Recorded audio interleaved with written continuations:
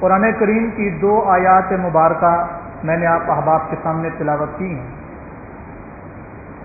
پہلی آیت میں اللہ رب العالمین نے مومنوں کو نیکی کی طرف راغب کرنے کے لیے بہت ہی زبردست پیکج دیا ہے۔ پیکج کا لفظ میں نے اس لیے استعمال کیا ہے، تقریباً ہم میں سے ہر بندے کے دماغ میں کوئی نہ کوئی پیکج ہوتا ہے، خاص طور پہ جب سے یہ نیٹ کا سسٹم آیا ہے تو تقریباً سب کو یہ بیماری ہے، تو کیوں نہ نیکی کا بھی پیکج لے لیں، اور اتنا عظیم و شان پیکج کہ آپ ایک نیکی کریں، اللہ اس کے بدلے میں کم از کم 10 درجے دیتا ہے۔ ایک نیکی کا بدلہ کتنا دیتا ہے؟ کم از کم 10، زیادہ کی کوئی لمٹ نہیں۔ اگرچہ ایک آیت میں 700 تک کا ذکر موجود ہے، لیکن اس کے بعد بھی فرمایا کہ واللہ یضاعف لمن یشاء، اس کے علاوہ بھی اللہ جتنا چاہے دے سکتا ہے، تو زیادہ کی کوئی لمٹ نہیں ہے۔ کم سے کم لمٹ کیا ہے؟ ایک نیکی کی 10۔ فرمایا من جاء بالحسنہ، جو آدمی ایک نیکی لایا، جس نے ایک نیکی کی، فَلَهُ عَشْرُ أَمْثَالِهَا، اس کے لیے اس جیسی 10 نیکیاں لکھی جاتی ہیں۔ اور اس کے مقابلے میں رب کی رحمت کا عالم دیکھیں، وَمَنْ جَاءَ بِالسَّيِّئَةِ، جس نے ایک گناہ کیا، فَلَا يُجْزَى إِلَّا مِثْلَهَا، تو اس کی سزا اس گناہ سے زیادہ نہیں ہے، سوائے اس کے کہ اس جیسی اس کی سزا ہوگی، جتنے گناہ کی مقدار ہوگی اتنی ہی اس کی سزا کی مقدار ہوگی، اس سے زیادہ نہیں ہوگی۔ اور رسول اللہ صلی اللہ علیہ وسلم نے فرمایا کہ جب آدمی نیکی کا ارادہ کرتا ہے، ابھی نیکی کی نہیں ہے، صرف ارادہ کر لیا ہے دل کے اندر کہ میں فلاں کام کروں گا، اس ارادہ کرنے پر بھی اللہ اسے نیکی عطا فرما دیتا ہے، حالانکہ ابھی کی نہیں ہے۔ کیا یہ رب کی رحمت نہیں ہے کہ نیکی ابھی کی ہی نہیں، صرف سوچ رہا ہے، ارادہ کر رہا ہے کہ میں یہ کام کروں گا، اللہ اس پر نیکی لکھوا دیتا ہے۔ اور اگر وہ کر لے تو پھر نیکی کا معیار دیکھا جاتا ہے کہ اس کے اندر اخلاص کتنا تھا، للہیت کتنی تھی، نیکی کس قدر تھی، چھوٹی تھی یا بڑی نیکی تھی۔ پھر جس حساب سے وہ نیکی ہوگی اس حساب سے اس کا مقام اور مرتبہ ہوگا۔ اور اگر نہیں کرتا نیکی، ارادہ کیا تھا لیکن کی نہیں نیکی، وہ جو ایک نیکی لکھی ہوئی ہے وہ بھی ضائع نہیں ہوتی۔ دنیا میں کوئی ہے ایسا انسان جو اتنا بہترین صلہ دے کسی کو؟ نیکی کی نہیں ہے، ارادہ کیا تھا، اسے ایک نیکی مل گئی، کر لی تو اس نیکی کی کیٹیگری کے حساب سے جو اس کا مقام مرتبہ ہوگا اس حساب سے اس کے درجات بلند ہوں گے۔ اور اگر نہیں کی تو کم از کم اس کے کھاتے میں ایک نیکی لکھ دی گئی اور وہ بھی ضائع نہیں ہوگی۔ دوسری طرف جائیں کہ ایک آدمی برائی کا ارادہ کرتا ہے، اس کا گناہ لکھا نہیں جاتا، کیا خیال ہے؟ نیکی کا صرف ارادہ کیا، لکھ لی گئی، اور گناہ کا ارادہ کر رہا ہے لیکن نہیں لکھا جا رہا۔ ہم کیا سمجھتے ہیں، اللہ کو ہم سے محبت ہے یا دشمنی ہے؟ اللہ کو ہم سے پیار ہے یا دشمنی ہے؟ محبت ہے نا، ہم سے محبت کرتا ہے۔ ان اللہ لا یظلم الناس شیئا، اللہ لوگوں پر ذرا برابر بھی ظلم نہیں کرتا، ذرا برابر بھی ظلم نہیں کرتا۔ تو رسول اللہ صلی اللہ علیہ وسلم کیا فرما رہے ہیں کہ نیکی کا ارادہ کیا، لکھ لی گئی، کیا تو پھر اس حساب سے اس کے درجات، گناہ کا ارادہ کر لیا ہے، نہیں لکھا جا رہا۔ پھر اگر اس نے گناہ کر بھی لیا تب بھی نہیں لکھا جا رہا، کچھ دیر کے لیے اس کو مؤخر کر دیا جاتا ہے، کچھ دیر کے لیے اس گناہ کو مؤخر کر دیا جاتا ہے، حالانکہ لکھنے والا فوراً قلم تیار کیے بیٹھا ہوا ہے۔ ما یلفظ من قول الا لدیہ رقیب عتید، اللہ فرماتے ہیں سورہ قاف میں کہ کوئی بات زبان سے ایسی نہیں نکلتی مگر اسے لکھنے والا، محفوظ کرنے والا فوراً محفوظ کر لیتا ہے۔ تو لکھنے والا تیار بیٹھا ہوا ہے اس بات کو لکھنے کے لیے کہ اس نے گناہ کر لیا ہے، لیکن اللہ کی طرف سے اسے لکھنے کی اجازت نہیں ہے۔ کیوں؟ کہ ابھی اس نے گناہ کیا ہے، ممکن ہے اس کے دل کے اندر شرمندگی پیدا ہو جائے، اس کے دل کے اندر احساس پیدا ہو جائے، اس کے دل کے اندر اللہ کا خوف پیدا ہو جائے، اور یہ اپنے گناہ سے واپس پلٹ آئے تو تمہیں مٹانا پڑے گا۔ اس سے بہتر ہے کہ ابھی لکھو ہی نہیں، ابھی لکھو ہی نہیں، یہاں تک کہ جو وقت اللہ کی طرف سے مقرر ہے، اللہ بہتر جانتا ہے، وہ گناہ نہیں لکھا جاتا۔ جب انسان اس گناہ پر پکا ہو جاتا ہے، شرمندہ بھی نہیں ہوتا، توبہ بھی نہیں کرتا، معافی بھی نہیں مانگتا، پھر وہ گناہ لکھ دیا جاتا ہے۔ مگر کتنا لکھا جاتا ہے؟ کتنا؟ میں تو چند آیات اور مفہوم آپ کو یاد کروا رہا ہوں، اللہ کرے یاد ہو جائے۔ کتنا گناہ لکھا جاتا ہے؟ ایک گناہ، آیت بھول گئی آپ احباب کو، نیکی کرے تو ایک نہیں بلکہ 10 اور اس سے بھی زیادہ۔ گناہ کر لیا تب بھی اس کی ایک لمٹ اللہ نے مقرر کر دی کہ اب تک نہیں لکھنا، نہیں لکھنا، نہیں لکھنا، اب لکھ دو۔ کتنا لکھ دو؟ ایک۔ پھر اگر یہ بندہ اپنے گناہ سے پلٹ جائے، توبہ تائب ہو جائے، اللہ اس کے اس گناہ کو بھی نیکی میں بدل دیتا ہے۔ بدلناہم سیئاتہم حسنات، ہم قصہ گو لوگ نہیں ہیں، بزرگوں نے یہ کہا، فلاں نے یہ کہا، فلاں نے یہ کہا، اللہ کی قسم ہمیں وہ بیماری نہیں ہے۔ اس زبان سے وہ بات نکلے گی جو اللہ کے قرآن میں ہوگی اور رسول اللہ صلی اللہ علیہ وسلم کے فرمان میں ہوگی۔ گناہ سے پلٹ آئے تو اللہ گناہ کو نیکی میں بدل دیتا ہے۔ خود اللہ کا قرآن کہتا ہے بدلناہم سیئاتہم حسنات، جو لوگ ایمان لائیں، عمل صالح کریں، اللہ کی طرف رجوع کرنے والے ہوں، اللہ سے ڈرنے والے ہوں، اللہ ان کے گناہوں کو نیکیاں بنا دیتا ہے، اللہ ان کے گناہوں کو نیکیوں میں بدل دیتا ہے۔ یہ اللہ کی صفت ہے۔ اب بھی اگر کوئی انسان یہ سمجھتا ہے کہ مجھے نیکی سے دلچسپی نہیں ہے، موضوع کیا ہے؟ نیکی سے محبت اور گناہ سے نفرت۔ اب بھی اگر کوئی انسان اتنی چیزیں سننے کے باوجود اگر وہ کہے کہ مجھے نیکی سے دلچسپی نہیں ہے، تو میں سمجھتا ہوں اس جیسا کائنات میں بدقسمت پھر کوئی نہیں کہ نیکیوں پر اتنا اجر مل رہا ہے۔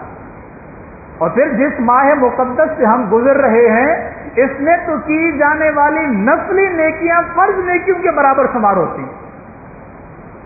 ادا کیے جانے والے نفل کا ثواب فرض کے برابر ملتا ہے، اور فرضوں کا تو کیا ہی کہنا ہے۔ اس ماہ مقدس کو بھی اگر ہم لوگوں نے ضائع کر دیا، گپ شپ میں، محفل میں، کھانے پینے میں، موبائل میں، لوگوں کے ساتھ خوش گپیوں میں، اپنے کاروبار اور تجارت کے اندر ہم نے اللہ کو یاد نہیں کیا، اس ماہ مقدس سے کچھ حاصل نہیں کیا، تو ہم جیسا بد نصیب پھر کوئی نہیں۔ اور آج کی رات ممکن ہے اللہ رب العالمین ہمارے لیے یہ لیلۃ القدر بنا دے، اس کے لیے مشکل ہے کچھ نہیں۔ نبی علیہ الصلوۃ والسلام کے حوالے سے آتا ہے، صحیح بخاری میں حدیث ہے، اللہ کے رسول صلی اللہ علیہ وسلم رمضان المبارک میں جتنی نیکیاں کرنے کی جستجو میں ہوتے، پورے سال کے باقی مہینوں میں اتنی کوشش نہیں کرتے۔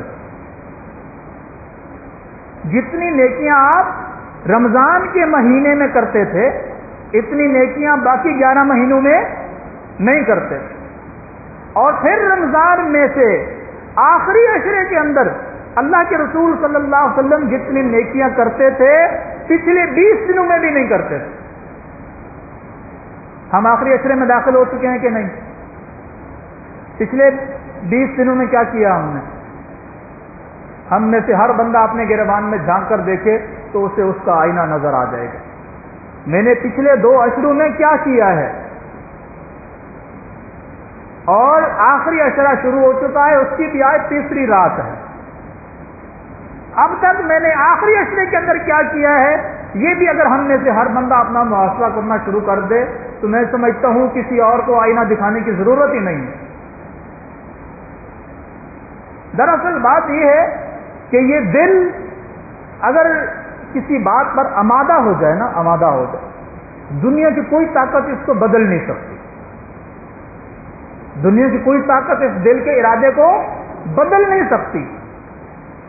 اگر یہ ارادہ اللہ کے ساتھ اس کا مضبوط ہو جائے، پھر اللہ اس کا حامی و ناصر ہے، تو دنیا کی کیا طاقت اس کو بدل دے؟ نہ مال و متاع کی لالچ، نہ اولاد کی لالچ، نہ کسی اور چیز کا ڈر اور خوف اس دل کو بدل سکتا ہے اگر یہ اللہ کے ساتھ رابطے میں آ جائے تو. نبی علیہ الصلوۃ والسلام نے فرمایا لا تحقرن من المعروف شیئا، نیکی کے کسی بھی کام کو چھوٹا نہ سمجھ. ہم عموماً نیکی کرتے ہیں کہ اتنی بڑی نیکی کریں کہ لوگ اس کو یاد رکھیں. وہ نیکی نہیں ہے، تباہی ہے، بربادی ہے، کیونکہ وہ اللہ کے لیے تو پھر ہے نہیں. کس کے لیے ہے؟ لوگوں کے لیے. اگر وہ اللہ کے لیے ہوتی تو دل کے اندر یہ بات ہوتی کہ اتنی بڑی نیکیوں کے لوگ اس کو یاد رکھیں. نہ ہوتا نا دل کے اندر یہ خیال.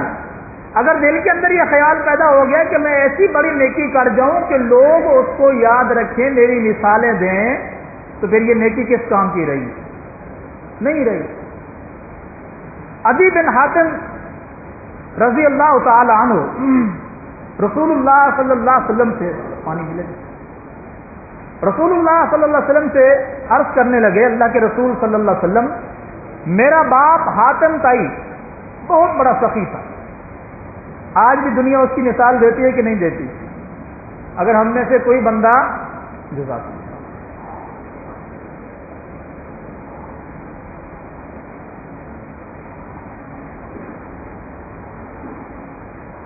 اگر ہم میں سے کوئی بندہ سخاوت کرنا شروع کر دے اور تھوڑا سا وہ مشہور ہو جائے تو لوگ اس کو کیا کہتے ہیں؟ میاں تو حاتم طائی بن گیا.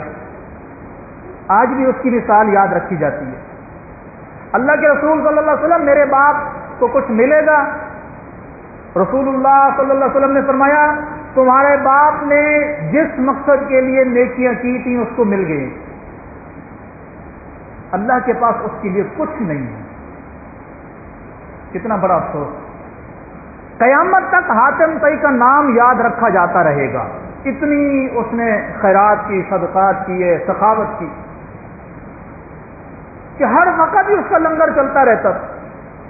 کوئی اس کے دروازے پہ آتا تھا وہ خالی ہاتھ واپس نہیں جاتا تھا. اتنی بڑی سخاوت. مگر اللہ کے پاس اس کے کھاتے میں اس انسان کی کوئی بھی چیز موجود نہیں ہے. کیوں نہیں ہے؟ کہ اس نے جس مقصد کے لیے کیا تھا یہ سب کچھ وہ اس کو حاصل ہو چکا. کیوں؟ وہ مر گیا ہے. آج بھی لوگ اس کی مثال دیتے ہیں. بلکہ اس پاکستان کے اندر کئی جگہ پر آپ کو حاتم طائی ہوٹل بھی ملیں گے. حاتم طائی ہوٹل بھی ملیں گے. میں 2019 میں 16 میں بھی گیا ہوں. 19 میں جب میں عمرے پہ گیا تو ہم لوگ جب مکہ سے مدینہ کی طرف جا رہے تھے تو مجھے ذہن میں آتا ہے کہ تقریباً جدہ ہم کراس کر چکے تھے تو راستے میں ایک ہوٹل آیا، فندق حاتم ہے، حاتم طائی کے نام سے وہ ہوٹل تھا. میں حیران رہ گیا. میں نے بولا ہمارے پاکستان میں بھی حاتم طائی موجود ہے. کئی ایک ملیں گے آپ کو پاکستان میں، بڑے بڑے مشہور ہوٹل یا بڑے بڑے سخی لوگ جو سخاوت کرتے ہیں. اللہ کرے وہ اللہ کے لیے کرتے ہوں، لیکن لوگ ان کے بارے میں یہی کہتے ہیں حاتم طائی کی طرح ہے یہ بندہ، اس کے پاس جب بھی جاؤ یہ خالی نہیں لوٹاتا. تو میرے بھائی جو بھی نیکی آپ کریں اس نیکی کے اندر اللہ کی رضا کو شامل کریں، تب وہ نیکی آپ کے پاس رہے گی اور آپ کے کام بھی آئے گی. پھر آپ کی دلچسپی بھی بڑھے گی اس نیکی کو کرنے میں، اس نیکی کے اندر محبت بھی پیدا ہوگی جب وہ نیکی اللہ کی رضا کی خاطر ہوگی۔ اگر وہ نیکی اللہ کی رضا کی خاطر نہیں ہے پھر اس کے اندر آپ کا کوئی اطمینان نہیں ہے، پھر ہر وقت دل اس بات پر آمادہ رہے گا کہ آج مجھے میری نیکی کی کہیں سے کوئی تعریف سننے کو نہیں ملی۔ اور ہم عموماً دیکھتے ہیں کہ ایک آٹے کا تھیلا اگر کسی غریب مسکین کو دیا جا رہا ہو تو 10 بدبخت اس کے اندر ہاتھ لگائے ہوئے ہوتے ہیں کہ ہم بھی اس نیکی کے اندر شریک ہیں۔ لعنت ہے تمہاری ایسی سوچ پر کہ تم اس غریب خاتون کو ایک آٹے کا تھیلا دے کر اس کو ذلت اور رسوائی کی زندگی میں ڈال رہے ہیں۔ نیکی تو وہ تھی کہ تم سیدھے ہاتھ سے کرتے، تمہارے الٹے ہاتھ کو خبر ہی نہ ہو، پھر تمہارے کام بھی آتے۔ آپ دیکھ لیں سوشل میڈیا پر بھرا پڑا ہے، بھرمار ہے اس چیز کی، فلاں جگہ پر فلاں صاحب فلاں چیز تقسیم کر رہے تھے، دیکھیں جی کتنا تقسیم کر رہے ہیں۔ اور آج کل تو یہ چھوٹی چھوٹی ویب سائٹ چل پڑی ہیں، ٹک ٹاک، لائکی، فلاں فلاں فلاں، اس کے اندر لوگ اپنی مشہوری کر رہے ہوتے ہیں، کوئی گاڑیوں میں سے شربت نکال کے غریبوں میں بانٹ رہا ہے، کوئی راشن کے تھیلے تقسیم کر رہا ہے، کوئی کھجور تقسیم کر رہا ہے۔ اس کام کے لیے لوگ سبحان اللہ، ماشاء اللہ، واہ واہ واہ، یعنی تعریف کیے جا رہے ہوتے ہیں اور وہ تعریف ان کو ڈبو دیتی ہے۔ نبی علیہ الصلوۃ والسلام نے فرمایا لا تحقرن من المعروف شیئا، نیکی کا کوئی بھی کام ہو اس کو ہلکا مت لو کہ کیا کریں گے، حتیٰ کہ آپ نے فرمایا کہ ولو ان تلقى اخاک بوجہ تلقن، اگرچہ اور کچھ بھی نہیں کر سکتے ہو، کوئی بھی نیکی کرنے کی آپ کے پاس نہیں ہے، کوئی بھی کام آپ کے پاس کرنے کی ہمت نہیں ہے، آپ اپنے مسلمان بھائی سے ملتے وقت مسکرا کر اس سے مل لیں، اللہ اس کو نیکی بنا دے۔ اور کوئی ضرورت ہے؟ اتنی چھوٹی سی بات اللہ کے رسول صلی اللہ علیہ وسلم کیا فرما رہے ہیں، اللہ اس کو بھی نیکی میں بدل دیتا ہے، اس کو نیکی بنا دیتا ہے، بشرطے کہ دل بھی صاف ہو، بغل میں چھری منہ میں رام رام والی کہانی نہ ہو کہ مسکرا کر تو مل رہا ہے لیکن اندر دل کو کچوکے لگ رہے ہیں کہ کس طرح مجھے موقع ملے اور میں اسی گردن دبا دوں۔ کوئی موقع اس کا ہاتھ سے نہیں جانے دیتا، لیکن ظاہر ہے 2-4 بندے دیکھ رہے ہیں تو اگر وہ یہاں مسکرا کر نہیں ملتا تو لوگوں کے دل میں شک شبہ پیدا ہو جائے گا، ہو سکتا ہے یہ بندہ اس کو نقصان پہنچانا چاہتا ہے، تو ابھی کم از کم اس کے سامنے مسکرا کر مل لو، بعد میں جب موقع ملے گا تو اس کی ایسی کی تیسی کر دو۔ اگر اس کنڈیشن میں آپ مل رہے ہیں تو یہ منافقت ہے، اس کو رسول اللہ صلی اللہ علیہ وسلم نے منافق کہا ہے، اور فرمایا منافق 2 چہروں والا ہوتا ہے۔ کتنے چہروں والا؟ 2 چہروں والا۔ کیوں؟ مسکرا کر بھی مل رہا ہے اور دل میں بغض بھی رکھے ہوئے ہے، تو یہ کون سا انسان ہے؟ اگر مومن ہوتا تو اس کا دل بھی صاف ہوتا، اس کا مسکرا کر ملنا بھی اس کو نیکی میں شامل کر دیتا، لیکن یہ مسکرا کر مل رہا ہے اپنے بغض کو چھپانے کے لیے۔ وما تخفی صدورہم اکبر، کہ جو ان کے دل کے اندر گرد و غبار ہے، حسد اور بغض ہے، وہ ان کے ظاہری اور معاملات سے کہیں بڑا ہے۔ فرمایا لا تحقرن من المعروف شیئا، کسی کی نیکی کے کام کو چھوٹا مت سمجھو۔ اور آپ صلی اللہ علیہ وسلم نے فرمایا اتقوا النار ولو بشق تمرہ، اپنے آپ کو جہنم سے بچا لو۔ جہنم سے کون بچے گا؟ جو نیکیاں کرے گا یا گناہ کرے گا؟ نیکیاں۔ فرمایا اپنے آپ کو جہنم سے بچا لو، اگرچہ تمہیں کھجور کا آدھا ٹکڑا بھی اللہ کے راستے میں صدقہ کرنا پڑے نا تو یہ بھی تمہیں جہنم سے بچا لے۔ جہنم سے بچنے کے لیے یہ نہیں ہے کہ بڑی بلڈنگ کھڑی کر دیں اور اس میں نام لکھوا دیں، سب کچھ کر دیں، جی یہ میں نے اللہ کے لیے بنا دیا ہے۔ اگر وہ اللہ کی رضا کی خاطر ہوگا تو اس کا تو مقام ہی الگ ہے، لیکن اگر اتنا بھی کرنے کی ہمت نہیں ہے، صدق دل سے سچے دل کے ساتھ اللہ کی رضا کو سامنے رکھتے ہوئے آپ پوری کھجور بھی نہیں، اس کا آدھا ٹکڑا بھی اللہ کے راستے میں کسی غریب مسکین کو دے دیتے ہیں، اپنے بھائی کو دے دیتے ہیں، اللہ اس کے ذریعے بھی آپ کو جہنم سے بچا دے۔ اس سے کوئی اور چیز کہیے۔ اور رسول اللہ صلی اللہ علیہ وسلم نے فرمایا میری تمہاری مثال ایسے ہے کہ جیسے آگ جلانے والا آگ جلائے پھر وہاں سے چلا نہ جائے۔ جب آگ جلتی ہے عموماً ہم دیکھتے ہیں تو پتنگے کیڑے مکوڑے اڑ کر اس آگ میں گر رہے ہوتے ہیں، کبھی مشاہدہ کریں اس بات کا۔ تو فرمایا وہ آگ جلا کر وہاں سے چلا نہ جائے بلکہ وہاں کھڑا ہو جائے، پتنگے کیڑے مکوڑے حشرات الارض اس آگ کے اندر گرنے کی کوشش کرتے ہیں، وہ ان کو وہاں سے ہٹائے کہ یہ گر کر مر نہ جائیں۔ فرمایا میری مثال اسی طرح ہے کہ جہنم کی آگ جل چکی ہے، آگ بھڑک چکی ہے، میں تمہاری کمر سے پکڑ پکڑ کر تمہیں جہنم سے کھینچ رہا ہوں، تم مجھ سے چھڑا چھڑا کے جہنم میں گر رہے ہو۔ یہ تھا رسول اللہ صلی اللہ علیہ وسلم کا درد امت کے لیے کہ میں تمہاری کمروں سے پکڑ کر تمہیں جہنم سے کھینچنا چاہتا ہوں اور تم چھڑوا کر اپنے آپ کو جہنم میں گرانا چاہتے ہو۔ اتنا آپ صلی اللہ علیہ وسلم نے اپنی امت کے لیے درد رکھا۔ اور پھر آپ نے فرمایا میری تمہاری مثال ایسے ہے جیسے باپ کی اولاد کے ساتھ محبت ہوتی ہے۔ کوئی باپ یہ چاہتا ہے کہ وہ اپنی اولاد کو آگ میں ڈال دے، کنویں میں ڈال دے۔ ہاں آج کل جیسے کوئی بدبخت ہوں، جیسے کہ کل ایک خبیث انسان نے اپنی 4 بچیوں کو ذبح کر دیا، فائر مار دیا کہ 4 بیٹیاں پیدا ہوئی ہیں، بیٹا کیوں پیدا نہیں ہوا۔ اس جیسا کوئی ہو تو اللہ کسی کو نہ دے۔ اس جیسی اولاد سے بندہ بے اولاد ہی اچھا ہے۔ ایسے باپ سے جس نے پیدا ہو کر آگے چل کر ایسا باپ بننا ہے تو اس سے بندہ بے اولاد اچھا ہے۔ پھول مسکراتے ہوئے پھول، 1 سال کی بچی، 3 سال کی بچی، 5 سال کی بچی اور 9 مولود بچی، سب کو اس نے فائر مار کے قتل کر دیا۔ کیوں؟ مجھے بیٹا چاہیے۔ فرمایا کہ میری تمہاری مثال ایسے ہے جیسے باپ اپنی اولاد کے متعلق جتنا درد اور دکھ ایک باپ کے دل میں اپنی اولاد کے متعلق ہوتا ہے، اس کے بہتری اور بھلائی کے لیے، اس کو نقصان اور برائیوں سے بچانے کے لیے، پر میں کہیں زیادہ اس سے تمہیں محبت رکھتا ہوں اپنے دل کے اندر کہ تمہیں ہر اعتبار سے گناہ سے محفوظ رکھوں اور نیکی کی طرف لوں۔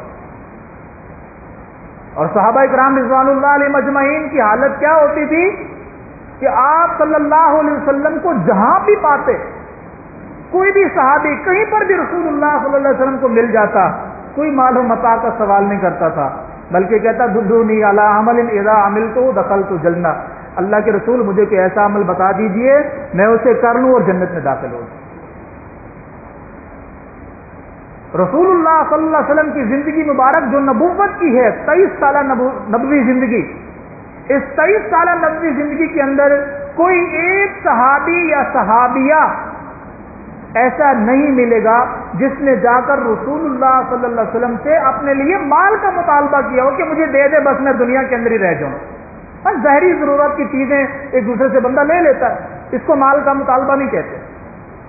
کوئی مقروض ہے، کسی نے قرض لے لیا، کسی کوئی ضرورت کی چیز کسی سے مانگ لی، اس کو مال کا مطالبہ نہیں کہتے۔ مال کا مطالبہ کہ میرے پاس اتنا آ جائے کہ مجھے کسی کی پرواہ نہ ہو، میں عیش و عشرت کے ساتھ زندگی گزاروں۔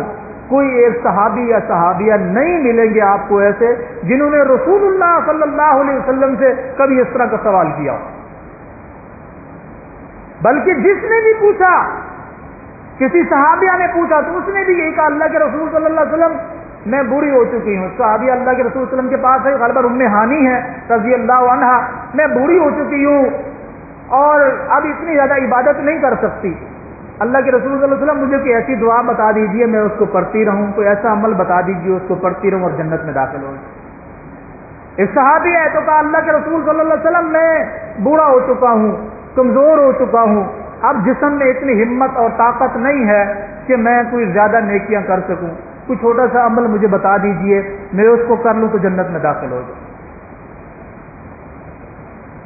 ہم مولوی صاحب کے پاس جاتے ہیں، مولوی صاحب بہت پریشان ہیں، کاروبار نہیں چل رہا، پتہ نہیں کس نے کچھ کر دیا ہے، آپ ذرا چیک کر کے مجھے بتائیں گے کہ کہیں مجھ پر کچھ ہوا تو نہیں ہے؟ تجھے کیا ہونا ہے؟ تیرا اپنا دماغ اتنا پھر چکا ہے، تیرا اپنا دل تجھ سے اتنا بدظن ہو چکا ہے کہ کسی اور کو موت پڑی ہوئی کہ تیرے اوپر کچھ کرے گا۔ تو خود اپنا باغی بن چکا ہے، اپنے رب کا باغی بن چکا ہے، تو کسی اور کو کیا ضرورت ہے کہ تیرے اوپر کچھ کرے گا؟ نبی علیہ السلام کے پاس صحابی ہے تو کیا پوچھا؟ بوڑھا ہو چکا ہوں کہ ایسا عمل بتا دیجئے جسے کر لوں جنت میں داخل ہو جاؤں، بیٹھے بیٹھے کر لیا کرو۔ نبی علیہ السلام نے فرمایا سبحان اللہ الحمدللہ ولا الہ الا اللہ واللہ اکبر ولا حول ولا قوت الا باللہ، یہ 100 مرتبہ پڑھ لیا کر۔ کتنی مرتبہ یاد ہو جائے گا؟ سبحان اللہ والحمدللہ ولا الہ الا اللہ واللہ اکبر ولا حول ولا قوت الا باللہ، کتنی دفعہ پڑھنا ہے؟ 100 دفعہ۔ صحابی بھی بڑے سیانے، اللہ ان کی قبروں کو نور سے منور فرمائے۔ یوں گنتے رہنا تو جب یہ 5 چیزیں پوری ہوگی تو یہ مٹھی بند کر لی کہ اللہ کے رسول صلی اللہ علیہ وسلم یہ تو اللہ کے لیے ہے، میرے لیے کیا ہے؟ یہ تو ساری تعریف کس کے لیے ہے؟ اللہ کے لیے۔ سبحان اللہ اللہ پاک ہے، والحمدللہ ساری تعریفیں اسی کی، ولا الہ الا اللہ کوئی معبود نہیں سوائے، واللہ اکبر وہ سب سے، ولا حول ولا قوت الا باللہ نہ نیکی کرنے کی کوئی ہمت ہے نہ گناہ سے بچنے کی طاقت ہے سوائے کس کے؟ یہ تو سارا اللہ کے لیے، میرے لیے کیا ہے؟ نبی علیہ السلام مسکرائے، آپ نے فرمایا تیرے لیے بھی ہے، تو پڑھا کر اللہم اغفر لی وارحمنی واہدنی وعافنی وارزقنی۔ یہ کلمات کتنے تھے؟ 5، سبحان اللہ والحمدللہ ولا الہ الا اللہ واللہ اکبر ولا حول ولا قوت الا باللہ۔ کتنے ہو گئے؟ اس نے یوں مٹھی بند کر لی، اور پھر جب آپ نے بتایا نا کہ یہ تیرے لیے ہے، اللہم اغفر لی اے اللہ مجھے معاف فرما، وارحمنی مجھ پر رحم فرما، واہدنی مجھے ہدایت نصیب فرما، وعافنی پھر مجھے معاف فرما، وارزقنی مجھے رزق عطا فرما۔ یہ 5 جملے اس نے یوں شمار کیے اور یوں مٹھی بند کر کے دوڑ پڑا۔ نبی علیہ السلام نے فرمایا یہ بہت بڑا خزانہ لے کے جا رہا، خالی ہاتھ آیا تھا، بہت بڑا خزانہ لے کے جا رہا ہے۔ ایمانداری سے بتائیں کتنی دیر لگتی ہے اس کو پڑھنے میں؟ میں نے تو پریکٹیکل کیا ہے، دونوں دعاؤں کو بھی اگر آپ نارمل اسپیڈ میں بھی پڑھیں تو 5 منٹ بھی نہیں لگتے، 5 منٹ بھی نہیں لگتے۔ سبحان اللہ والحمدللہ ولا الہ الا اللہ واللہ اکبر ولا حول ولا قوت الا باللہ، یہ 4 سے 5 سیکنڈ میں ایک دفعہ پڑھا جا سکتا ہے اور 100 مرتبہ پڑھنا ہے۔ اسی طرح اللہم اغفر لی وارحمنی واہدنی وعافنی وارزقنی، اس کو بھی آپ 4 دفعہ 5 دفعہ پڑھیں اور اس کو 100 دفعہ شمار کریں تو 5 منٹ بڑی مشکل سے لگتے ہیں۔ اطمینان سے ٹھہر پڑھیں تو 7-8 منٹ لگ جائیں گے، اور خزانہ اتنا کہ ان میں سے ہر ایک جملے کی اگر فضیلت بیان کرنا بندہ شروع کر دے تو رات گزر جائے، ایک جملے کی۔ سبحان اللہ کی کیا فضیلت ہے، الحمدللہ کی کیا ہے، اللہ اکبر کی کیا ہے۔ یہ ساری وہ چیزیں ہیں جو اللہ کے رسول صلی اللہ علیہ وسلم سے رسول اللہ صلی اللہ علیہ وسلم کے صحابہ نے پوچھی ہیں، کس کے لیے؟ اپنی آخرت بنانے کے لیے۔ کسی نے کہا اللہ کے رسول صلی اللہ علیہ وسلم ہمیں کوئی ایسی دعا بتا دیجیے ہم پڑھتے رہیں بیٹھے بیٹھے۔ آپ نے فرمایا سبحان اللہ وبحمدہ عدد خلقہ ورضا نفسہ وزینۃ عرشہ ومداد کلماتہ۔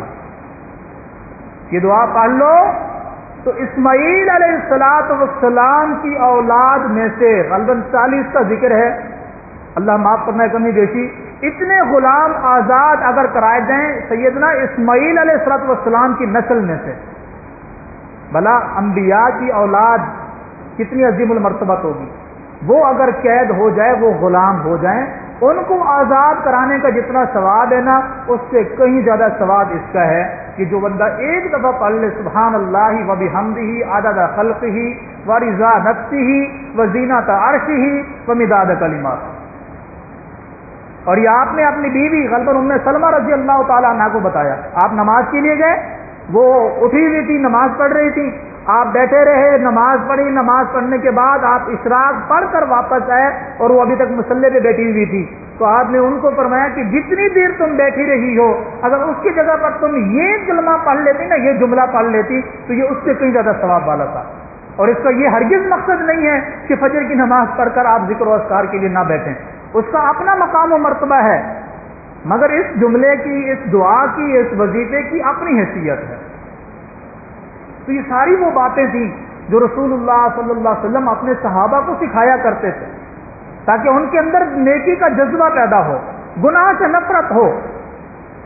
اور رسول اللہ صلی اللہ علیہ وسلم کے پاس صحابہ آتے، اگر کسی سے کمی کوتاہی ہو جاتی تو آ کر آپ صلی اللہ علیہ وسلم کے پاس اپنے گناہ کا اظہار کرواتے۔ تو ایک مشہور واقعہ ہے صحابیہ کا، جس سے بدکاری ہو گئی، رسول اللہ صلی اللہ علیہ وسلم کے پاس آئی، اللہ کے رسول صلی اللہ علیہ وسلم طہرنی، مجھے پاک کر دیجئے۔ حالانکہ وہ جانتی ہے کہ پاک کرنے کا مقصد یہ ہے کہ مجھے پتھر مار مار کے رجم کر دیجئے، قتل کر دیجئے۔ ہم تو گناہ کر کے نا چھپنے کا موقع ڈھونڈتے ہیں، اور اگر تھوڑی سی ہمت آ جائے یا دیکھیں پیچھے بیک اپ مضبوط ہے تو کہتے ہیں جاؤ جو اکھاڑنا ہے اکھاڑ لو، میں نے یہ بھی کر دیا، میں نے وہ بھی کر دیا۔ کہتے ہیں کہ نہیں کہتے؟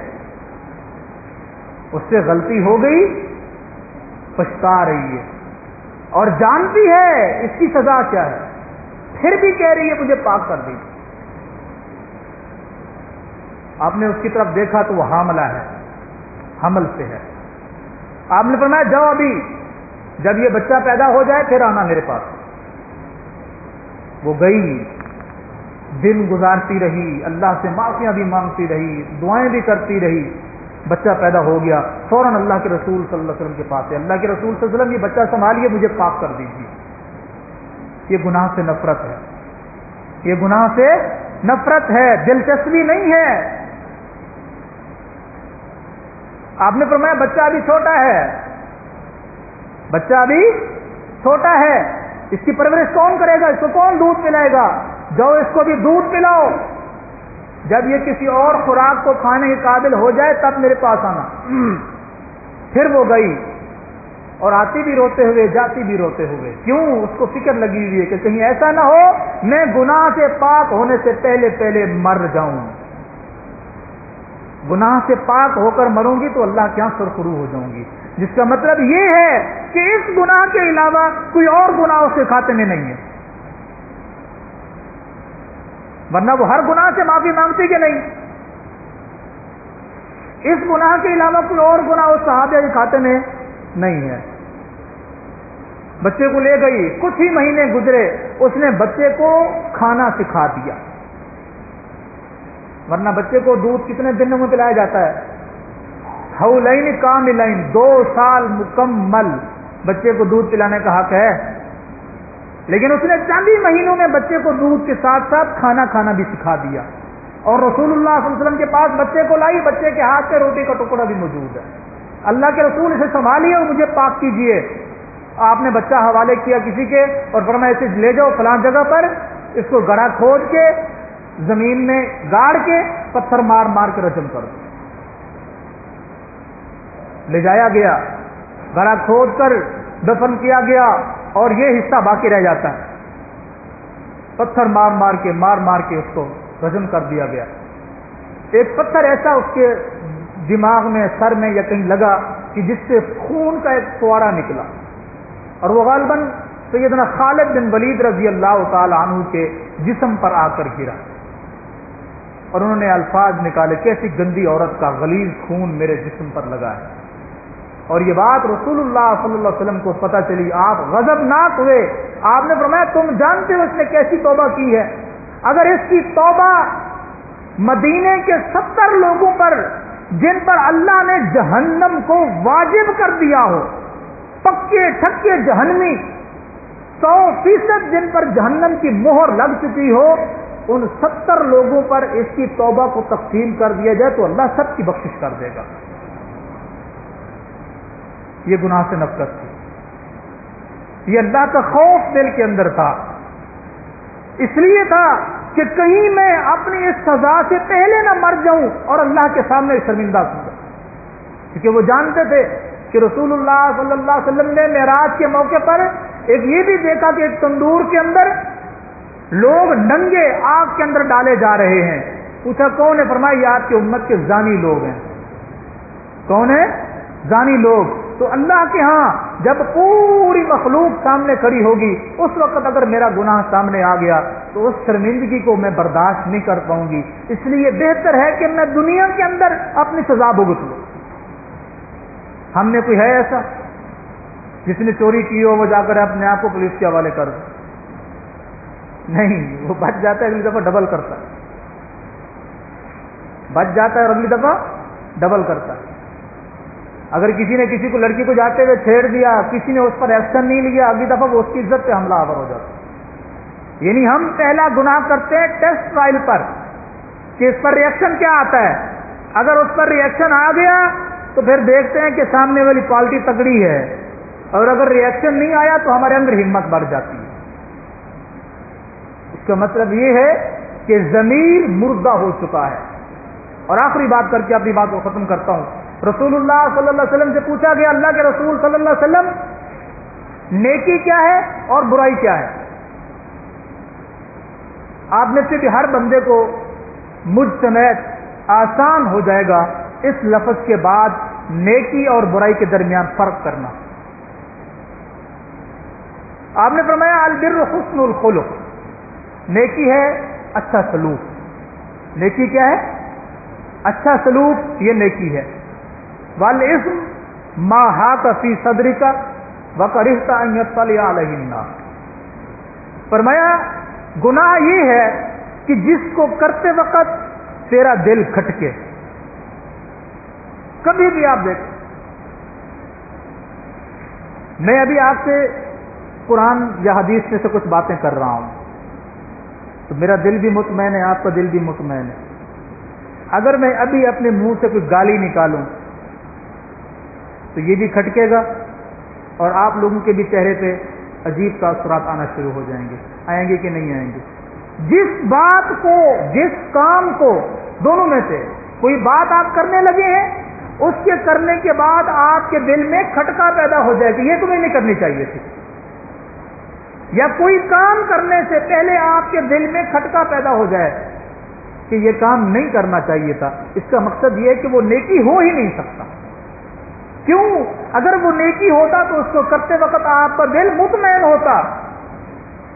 और फिर आपने अगला जुमला बयान फरमाया, हम जैसे लोगों के लिए। क्यों ये जुमला क्यों कह रहा हूं? क्योंकि हम लोग ऐसे हैं कि हम इन सारी हदों को क्रॉस कर चुके हैं, इन सारी हदों को क्रॉस कर चुके हैं। सबसे पहला जो जज है ना इंसान का, वो उसका अपना ज़मीर है, वो उसका अपना ज़मीर है। वो उसको बता देता है कि ये नेकी है, ये बुराई है। लेकिन अगर वो ज़मीर मर जाए, जैसा कि हमारा मर गया है, हम में से किसी को परवाह नहीं है इल्ला ये कि किसी पर अल्लाह की रहमत हो, तो ज़मीर मर जाए, मुर्दा हो जाए, फिर दूसरी बात जो दिमाग के अंदर रहती है ना, वो ये होती है कि अगर लोगों को मेरे इस काम का इल्म हो गया तो वो क्या कहेंगे। वकरिहता अन यत्तलिया अलैहि अन्नास, कि तुम उस काम को करते वक्त इस बात को नापसंद समझो कि तुम्हारे इस काम का अगर लोगों को इल्म हो गया तो वो क्या कहेंगे। जब ये बात भी तुम्हारे दिल के अंदर आ जाए, अव्वल तो क्या है, तुम्हारा दिल ही बता देगा ये काम नेकी का है और ये बुराई का है। नेकी का होगा तो वो मुतमैन रहेगा, बुराई का होगा तो उसके अंदर धड़कन सी पैदा हो जाएगी, धड़कन तेज हो जाएगी, नहीं करो ये काम। लेकिन अगर वो मर चुका है, फिर दूसरी चीज बुराई को पहचानने की ये है कि वकरिहता अन यत्तलिया अलैहि अन्नास, दिल के अंदर ये बात तो नहीं आई, लेकिन ये ख्याल जरूर आ गया कि अगर मेरे इस काम का लोगों को इल्म हो गया तो लोग क्या कहेंगे, लोग मुझे शर्मसार करेंगे, लोग मुझे लामतान करेंगे। अगर ये ख्याल भी तुम्हारे दिल के अंदर आ गया तो समझ लो ये भी नेकी नहीं है, کیوں؟ اگر نیکی ہوتی تو لوگ شاباش دیتے، لان تان نہیں کرتے۔ کبھی کسی نے، ابھی ہم سب نے نماز پڑھی ہے نا ماشاءاللہ، پڑھی ہے کہ نہیں پڑھی؟ جنہوں نے نہیں پڑھی وہ پڑھ لیں، یہ تو نہیں کہتا ہوں ہاتھ کھڑا کریں۔ ہم سب نے نماز پڑھی ہے نا؟ کسی نے ہمیں کہا کہ تم نے نماز کیوں پڑھی ہے؟ کسی نے کہا کیوں پڑھی ہے نماز؟ کیوں؟ سب کو پتہ ہے کہ نماز اللہ کی عبادت ہے اور نیکی کرنی ہے۔ اگر ہم میں سے یہاں سے جاتے ہوئے کوئی جان بوجھ کر کسی کے پتہ بھی ہے یہ اس کی چپل ہے، اس کے سامنے وہ اس کی چپل لے کے چلا جائے تو پوچھے گا کہ نہیں پوچھے گا کیوں اٹھائی ہے؟ اس کا یہ کیوں کرنا بھی اگلے کے لیے مر جانے کے برابر ہے کہ نہیں؟ یہ کیا ہے؟ برائی۔ یہ کیا ہے؟ نماز پڑھی کیا تھی؟ نیکی۔ چپل اٹھائی کسی کے سامنے، بھلے مذاق کرنے کے لیے بھی۔ اس نے پوچھا بھائی جان کیا ہو گیا؟ آپ بھی پہن کے جا رہے ہو، میری بھی لے کے جا رہے ہو۔ اتنا بھی کہہ دینا اس کے لیے ڈوب کر مر جانے کے برابر ہے کہ نہیں؟ یہ وہ چیزیں ہیں جو ہمیں سمجھنی ہیں، میرے لیے بھی آپ کے لیے بھی۔ یہ نہیں کہ میں دودھ کا دھلا ہوں اور آپ گناہ گار ہیں۔ میں سمجھتا ہوں جتنا میں گناہ گار ہوں آپ اس کے پائے کے برابر بھی نہیں۔ اللہ ہم سب کو ہدایت نصیب فرمائے، ہم سب کو سمجھ نصیب فرمائے۔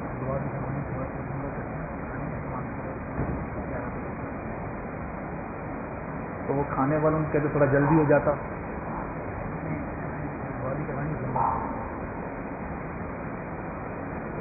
اللہ اکبر کبیرہ۔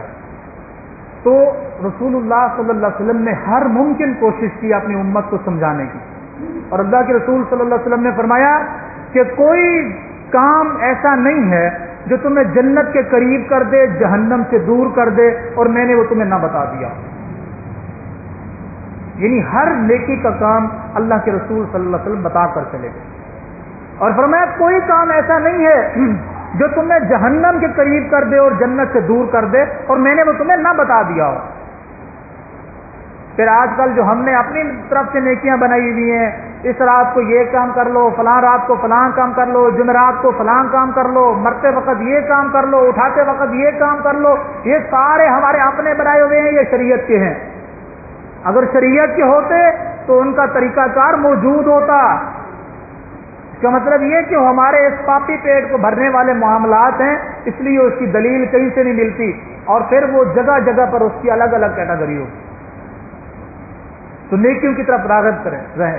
اور اللہ تعالیٰ قرآن کریم میں کیا فرماتے ہیں کہ ان الحسنات یذہبن السیئات، جو میں نے دوسری آیت تلاوت کی تھی، ان الحسنات یذہبن السیئات، بے شک نیکیاں گناہوں کو لے جاتی ہیں، مٹا دیتی ہیں۔ نیکیاں گناہوں کو مٹا دیتی ہیں۔ آپ صلی اللہ علیہ وسلم کے پاس ایک صحابی ہے نا کہ اللہ کے رسول صلی اللہ علیہ وسلم مجھ سے گناہ ہو گیا۔ کیا گناہ ہوا ہے؟ کسی خاتون کو چھیڑ دیا انہوں نے، آپ نے چہرہ پھیر لیا۔ ظہر کا ٹائم تھا، تقریباً ظہر کی نماز کے بعد اس نے یہ بات کہی۔ عصر کی نماز کے بعد پھر اس نے کہا اللہ کے رسول صلی اللہ علیہ وسلم مجھ سے گناہ ہو گیا۔ تو آپ صلی اللہ علیہ وسلم نے فرمایا ابھی تم نے عصر پڑھی تھی؟ کہا جی۔ آپ نے فرمایا ظہر سے لے کے عصر تک جو گناہ ہوئے تھے اللہ نے وہ تمہارے معاف کر دیے، اللہ نے وہ تمہارے۔ تو میرے بھائی کون سا ایسا عمل ہے پھر جو ہمیں کتوں کے لگا رہا ہے؟ یا ایھا الانسان ما غرک بربک الکریم۔ اللہ پھر شکوہ نہ کرے انسان سے، اے انسان کون سا وہ طریقہ ہے، کون سی وہ طاقت ہے جو اتنی چیزیں سننے کے باوجود بھی تجھے مجھ سے باغی کر رہا ہے۔ یا ایھا الانسان، اے انسان، ما غرک بربک الکریم، کس نے تجھے دھوکے میں ڈال دیا ہے تیرے کریم رب سے؟ کریم رب، یہ نہیں کہا صرف رب سے دور کر دیا، فرمایا تیرے کریم رب سے کس نے تجھے دھوکے میں ڈال دیا ہے کہ تیری وہ سنتا نہیں ہے، تیرے وہ معاملات کو پورا نہیں کرتا، تیری حاجات کو پورا نہیں کرتا، تیری وہ مدد نہیں کرتا، تجھے وہ کچھ عطا نہیں کرتا، تجھے جو کچھ ملتا ہے اس کے علاوہ ملتا ہے، تو سمجھتا ہے یہ سب کچھ میری اپنی محنت ہے، میرا اپنا تجربہ ہے، میرے لوگوں کے ساتھ ڈیل کرنے کے انداز ہیں، سب کچھ یہ اس وجہ سے میں نے حاصل کیا ہے۔ تو اللہ کو بھلائے بیٹا ہے، بتا تو صحیح آخر وہ کون سی اتنی بڑی طاقت ہے جو مجھ سے تجھے دور لے جا رہی ہے۔ یہ اللہ کا شکوہ ہے سورہ انفطار کے اندر 30ویں پارے میں، یا ایھا الانسان ما غرک بربک الکریم۔ اور کون؟ کریم رب، الذی خلقک فسواک فعدلک، وہ کریم رب جس نے تجھے پیدا بھی کیا اور تجھے بالکل برابر کر دیا. یعنی جہاں تیرا ناک لگنا تھا وہاں ناک لگایا، ناک کی جگہ پر کان نہیں لگایا، کان کی جگہ پر آنکھیں نہیں لگائیں، آنکھوں کی جگہ پر ہونٹ نہیں لگائے، تو اپنے آپ کو دیکھتا نہیں ہے. اور پھر قرآن میں اللہ رب العالمین نے ایک اور جگہ پر فرمایا سورہ ذاریات میں، وَفِي أَنفُسِكُمْ أَفَلَا تُبْصِرُونَ، وَفِي أَنفُسِكُمْ أَفَلَا تُبْصِرُونَ، تم اپنے آپ کو نہیں دیکھتے، اپنے آپ کو ہی دیکھ لو یار کہ سر کے بالوں سے لے کے پاؤں کے ناخنوں تک تمہیں کیسے بنایا گیا ہے. ہر چیز کو چھوڑ دو. حالانکہ اس سے پہلے اللہ نے بہت ساری چیزیں بیان فرمائی ہیں، بعد میں بھی بیان فرمائی ہیں کہ آسمان کو دیکھو کس نے بنایا، کیسے کھڑا کیا، زمین کو دیکھو کیسے بنایا، اس میں سے تمہیں رزق دیتا ہے، آسمان سے بارش برساتا ہے، فلاں فلاں فلاں، یہ ساری چیزیں. پھر فرمایا چلو ساری چیزوں کو چھوڑ دو، اندھے ہو گئے ہو نا، نظر نہیں آتی تمہیں، صرف اتنا کر لو اپنے آپ کو ہی دیکھ لو. جب آئینے کے سامنے کھڑے ہوتے تو اپنے آپ پر ہی توجہ کر لیا کرو کہ سر کے بالوں سے لے کے اپنے پاؤں کے ناخنوں تک کہ اپنے آپ کو دیکھ لو کہ تمہاری انگلیاں کیسے ہل رہی ہیں. ایک کو ہلاؤ تو باقی رکی ہوئی ہیں، سب کو ہلاؤ تو تب حرکت کرتی ہیں، پورے بازو کو ہلاؤ تو حرکت کرتا ہے. جسم کا ایک ایک انگ حرکت کر رہا ہے، ایک ایک ذرہ ذرہ لوا لوا. پاؤں کے ناخن کے اندر بھی تھوڑی سی تکلیف ہو جائے تو دماغ اس کو فوراً ایکسپٹ کرتا ہے کہ یہ بندہ اس وقت مضطرب ہو چکا ہے. ہاں اگر مر چکا ہو تو پھر الگ بات. یہ ساری چیزیں ہونے کے باوجود بھی اگر ہم گناہوں کی طرف جائیں تو ہم سے بھی کوئی بڑا بدبخت ہو سکتا ہے؟ اتنی زیادہ رب کی نعمتیں کھانے کے باوجود بھی اگر ہم گناہ کریں تو پھر بہتر یہ ہے کہ اگر نیکی نہیں کرنی نا، پھر اللہ کا دیا وہ رزق بھی کھانا ہم چھوڑ دیں. اگر ہم نے نماز نہیں پڑھنی تو پھر اللہ کا دیا وہ رزق بھی نہ کھائے. کہ کھانا چاہیے، پھر نہیں کھانا چاہیے. اگر اللہ کی عبادت نہیں کر سکتے تو اللہ کے دیے ہوئے رزق کو بھی نہ کھاؤ، کیونکہ اس نے صرف کھانے پینے کے لیے نہیں دیا، کھانے پینے کے لیے تو وہ کتوں اور سوروں کو بھی دیتا ہے. میں اور آپ کون سی الگ سی مخلوق ہے؟ وہ جانوروں کو نہیں کھلاتا، لیکن وہ جانور بھی صبح بھی شام بھی اللہ کی تسبیح اور تعریف بیان کرتے ہیں.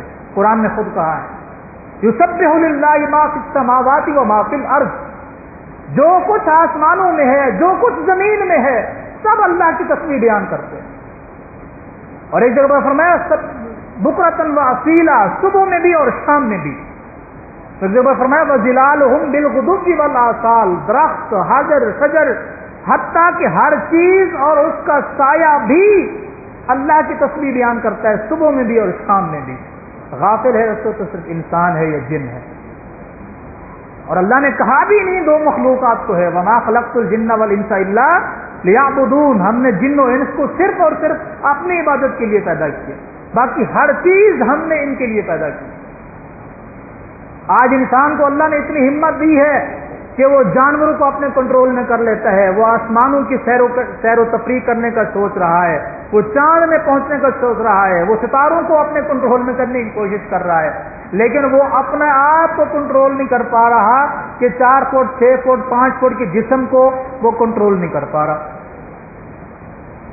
وہ گناہ کی طرف جا رہا ہے، کوئی پرواہ نہیں ہے، وہ زیادتی کی طرف جا رہا ہے، کوئی پرواہ نہیں ہے، وہ ظلم کی طرف جا رہا ہے، کوئی پرواہ نہیں ہے، وہ جو کچھ کر رہا ہے کوئی اس سے پوچھنے والا نہیں ہے. تو اس کا مقصد یہ ہے، پھر یہ سمجھتا ہے کہ اس کو کوئی پوچھنے والا نہیں. سورہ انشقاق میں اللہ تعالیٰ فرماتا ہے کہ انک کادح الی ربک قدحا فملاقی، تم تو یہ سمجھتے ہو نا کہ کسی نے تم سے نہیں پوچھنا، پر میں کس نے کہا ہے تم سے کس نے نہیں پوچھنا؟ ان قریب تمہیں گھیر گھار کر اس کی طرف لایا جائے گا جس کے سامنے تم کھڑے ہو جاؤ. اس رب کی طرف تمہیں ہانک کر لایا جائے گا، جس طرح ہم جانوروں کو ہانک کر گاؤں دیہات میں دیکھتے ہیں نا، بکریوں کے چرواہے، جانوروں کے چرواہے، ان کو ہانک کر ان کے بارے کی طرف لے جاتے ہیں. کوئی ادھر بھاگ رہی ہے بکری، کوئی ادھر بھاگ رہی ہے، کوئی گائے ادھر بھاگ رہی ہے، کوئی بیل ادھر بھاگ رہا ہے، ان سب کو وہ ہانک کر ان کے بارے کی طرف لے جاتے ہیں. فرمایا اس طرح تمہیں ہانک ہانک کر رب کے دربار میں کھڑا کیا جائے گا. پھر تم کہاں جا رہے ہیں؟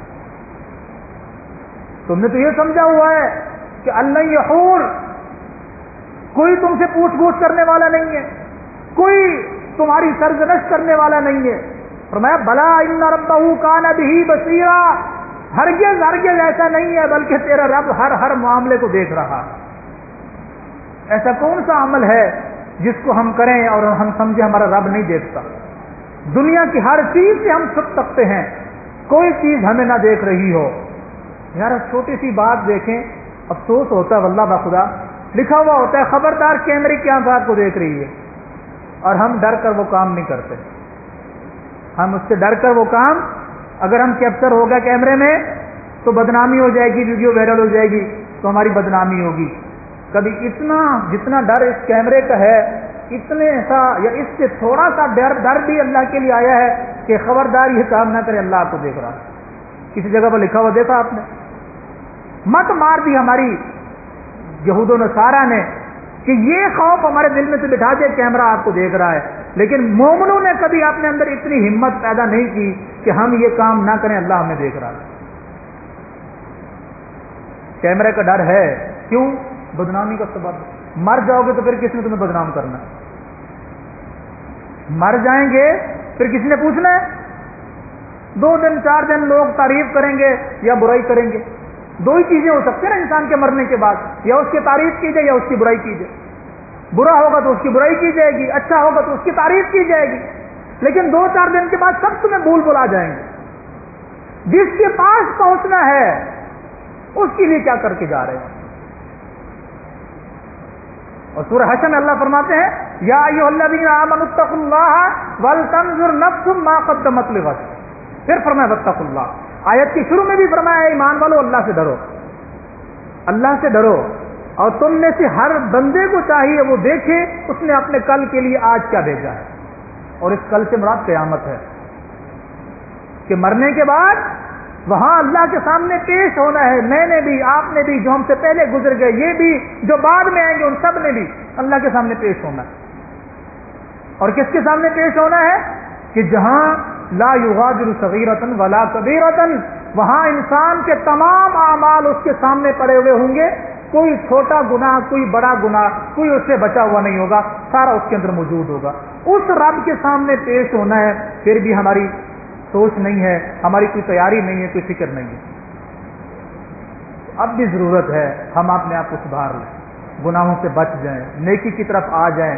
وہ چھوٹی چھوٹی نیکیاں ہی کیوں نہ ہوں، انہیں ہلکا مت لیں، انہیں چھوٹا مت سمجھیں، وہ کرتے چلے جائیں۔ ممکن ہے یہی چیزیں ہمارے نامہ اعمال میں آسانی کا سبب بنے، کیونکہ فرائض کے بعد نوافل پڑھنے کا حکم کیوں دیا گیا ہے؟ ان کی جو ہے عظمت شان کیوں بیان کی گئی ہے کہ اگر فرائض میں کمی کوتاہی ہوگی تو اللہ نوافل سے اس کو پورا کر دے گا، اور ہم تو فرائض بھی نہیں پڑھتے۔ اسی طرح زکوٰۃ وغیرہ یہ فرض ہے نا، اگر صاحب نصاب کے اوپر اگر وہ اس میں کمی کوتاہی ہو جائے گی تو صدقات و خیرات اس کو ازالہ کر دیں گے، لیکن ہم زکوٰۃ فرض بھی نہیں کرتے، نفلی تو دور کی بات رہی۔ اللہ سے دعا ہے اللہ تعالیٰ جو کچھ سنا ہے اگر یہ حق ہے تو اپنی بارگاہ میں قبول فرمائے، جو کمی کوتاہی ہوئی ہو وہ میری طرف سے ہے، اور جو حق بات بیان ہوئی ہے یہ اللہ کی توفیق سے ہوا ہے۔ اللہ مجھے بھی اور آپ کو بھی عمل کرنے کی توفیق عطا فرمائے، اور آج کی اس رات کو اللہ تعالیٰ ہمارے لیے شب قدر بنا دے، لیلۃ القدر بنا دے، اور ہمیں جس طرح آج یہاں جمع ہے اللہ ہمیں وہاں پر بھی جمع فرمائے انشاءاللہ۔ الحمد للہ رب العالمین والعاقبۃ للمتقین والصلاۃ والسلام علی سید الانبیاء والمرسلین، اللهم صل على محمد وعلى آل محمد كما صليت على إبراهيم وعلى آل إبراهيم إنك حميد مجيد، اللهم بارك على محمد وعلى آل محمد كما باركت على إبراهيم وعلى آل إبراهيم إنك حميد مجيد، اللهم عذب البأس رب الناس واشف أنت شافي لا شفاء إلا شفاءك شفاء لا يغادر سقما، اللهم اشفنا واشف مرضانا ومرضى المسلمين، اللهم اشفنا بشفائك وداونا بدوائك، اللهم إنك عفو تحب العفو فاعف عنا، اللهم إنك عفو تحب العفو فاعف عنا، اللهم إنك عفو تحب العفو فاعف عنا، اللهم أحسن عاقبتنا في الأمور كلها وأجرنا من خزي الدنيا وعذاب الآخرة، اللهم ارحم على حالنا ولا تنظر إلى سوء أعمالنا، اللہم ارحم علی حالنا ولا تنظر الی سوء اعمالنا۔ یا اللہ ہم گناہگار ہیں، سیاکار ہیں، خطاکار ہیں، بدکار ہیں، تیری رحمت کے طلبگار ہیں، یا اللہ تو اپنی رحمت نازل فرما، تو ہمارے گناہوں کی طرف نہ دیکھ، اپنی رحمت کی طرف دیکھ، تیری رحمت ہمارے گناہوں سے وسیع ہے، اپنی رحمت سے ہمارے گناہوں کو مٹا کر ان کو نیکیوں میں بدل دے۔ یا اللہ آج کی رات کو ہمارے لیے لیلۃ القدر بنا دے، اور اس کے اندر کی جانے والی عبادت کو جس طرح تیرے قرآن کے اندر تیرا فرمان موجود ہے کہ 1000 سال کی عبادت سے زیادہ اجر ملتا ہے، یا اللہ تو ہمارے نامہ اعمال کے اندر یہ لکھ دے۔ یا اللہ ہمارے گناہوں کو معاف فرما، پریشان حالوں کی پریشانیاں دور فرما، بے روزگاروں کو رزق حلال عطا فرما، بے اولادوں کو نیک صالح اولاد عطا فرما، جن کے بیٹے ہیں ان کو بیٹیاں بھی عطا فرما، جن کی بیٹیاں ہیں ان کو بیٹے بھی عطا فرما، جن کی اولاد ہے ان کی اولاد کو ان کی آنکھوں کی ٹھنڈک بنا، ہمیں اپنی اولاد کی بہتر سے بہتر قرآن و سنت کی روشنی میں پرورش کرنے کی توفیق عطا فرما۔ ہمارے جتنے مسلمان فوت ہو چکے ہیں، میرے والدین عزیز و اقارب، ہم میں سے ہر بندے کے والدین عزیز و اقارب چھوٹے بڑے جو ایمان کی حالت میں تیرے پاس جا چکے ہیں، تو سب کی مغفرت فرما۔ یا اللہ انہیں غریق رحمت فرما، ہر قسم کے فتنے فساد اور شر سے انہیں محفوظ فرما، بتقاضۂ بشریت جو کمی کوتاہی ان سے ہو گئی ہو ان سے درگزر فرما۔ ہم میں سے جو مقروض ہیں تو اپنے خزانہ غیب سے ہمارے قرضوں کا بندوبست فرما۔ یا اللہ ہماری جو نیک خواہشات جائز تمنائیں ہیں ہم سے زیادہ تو بہتر جانتا ہے۔ یا اللہ تجھے کہنے کی بھی ضرورت نہیں ہے، تو خود بھی پورا کرتا ہے، اور تو اپنی طرف سے ہمیں مزید بھی عطا فرماتا ہے۔ ہم تیرے فقیر ہیں، تو بادشاہ ہے، تو غنی ہے، تو ہی ہمیں عطا کرنے والا ہے، تیرے علاوہ نہ کوئی ہمیں نظر آتا ہے، نہ تو ہمیں کسی محتاج کا محتاج بنا، تو صرف اور صرف اپنا محتاج رکھ، ہمارے لیے آسانیاں پیدا فرما۔ اس مسجد کو دن دگنی رات چگنی ترقی نصیب فرما، اس ادارے کو، ساتھیوں کو جنہوں نے اہتمام کیا ہے ان سب کو، یا یہاں پر اعتکاف بیٹھنے والوں کو اور دنیا بھر کی مساجد میں اعتکاف کرنے والوں کو، عبادت کرنے والوں کو، یا اللہ اپنی بارگاہ کے اندر ان کی تمام عبادات قبول فرما۔ اس موذی مرض سے جس نے پوری دنیا کو اپنے گھیرے میں لے رکھا ہے، تو بہتر جانتا ہے اس کی حقیقت کیا ہے، ہم نہیں جانتے، ہمیں بہت کچھ بتایا جا رہا ہے کہ یہ ہے اور وہ ہے، لیکن تو سب کچھ جانتا ہے، تو اپنی رحمت سے ہمیں اس سے نجات عطا فرما۔ حرمین شریفین بند پڑے ہوئے ہیں، تو باقی جگہوں کی کیا حیثیت ہے۔ یا اللہ تو اپنی رحمت سے تمام تر معاملات کو حل فرما کر ہمیں اسلام اور اہل اسلام کو سرخروئی عطا فرما، ہمیں ایمان اور زندگی والی، طاقت والی، ہمت والی زندگی عطا فرما، جب تک زندہ رکھے اسلام پہ رکھ، جب موت دے تو شہادت اور ایمان کی حالت میں موت نصیب فرما۔ وصلی اللہ تعالی علی خیر خلقہ محمد وعلی آلہ واصحابہ اجمعین برحمتک یا ارحم الراحمین۔